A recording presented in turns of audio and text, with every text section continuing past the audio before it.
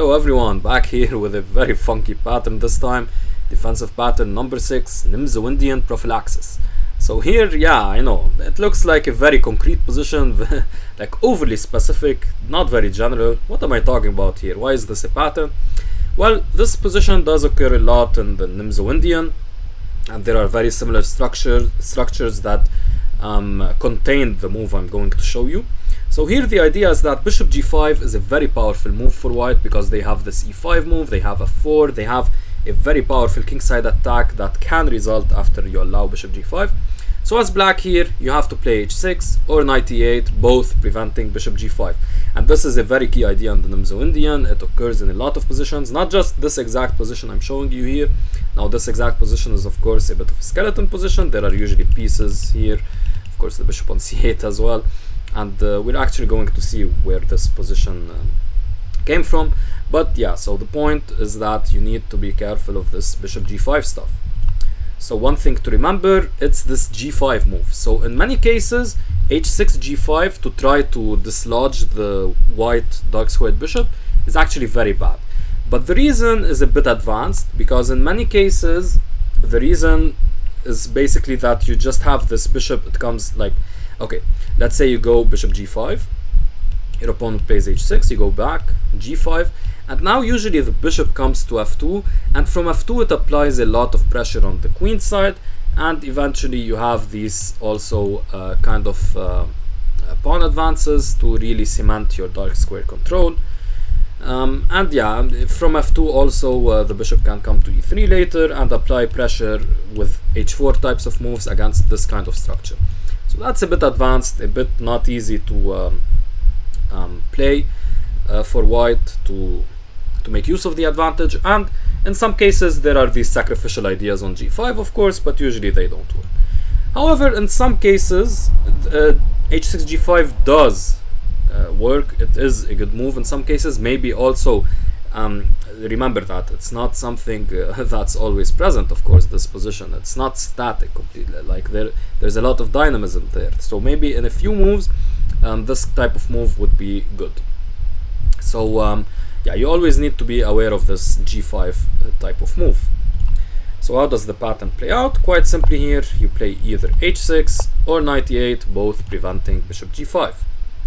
So let's take a look at this sample position taken from Ray Cheng's excellent book, Practical Chess Exercises, 600 Lessons from Tactics to Strategy. So here in this position, now you see the position the previous position was taken from, right? The more simplified position was taken from. So here, quite simply, white has a big threat of this move. So quite simply, you play knight e8.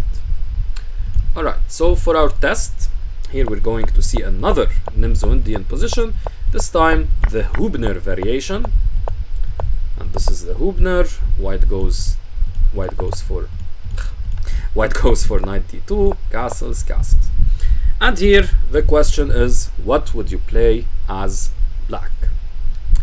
Pause the video, try to figure that out, and yeah, we'll see the answer in just a few seconds. So the answer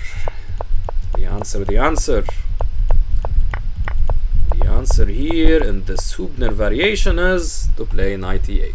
Now, knight e8 is actually a dual purpose move in this position.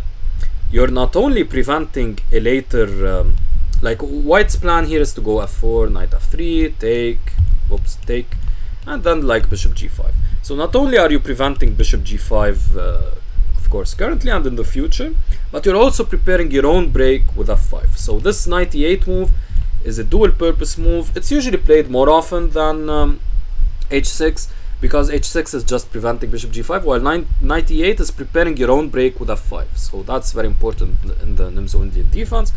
So yeah, it's a very important move here to play knight e8. And now we're going to take a look at the game, how it proceeded, how black was able to win. First getting the knight to g6, forcing g3 to prevent knight f4, but this isn't so desirable for white. And here now it's a classic battle between good knight versus bad bishop.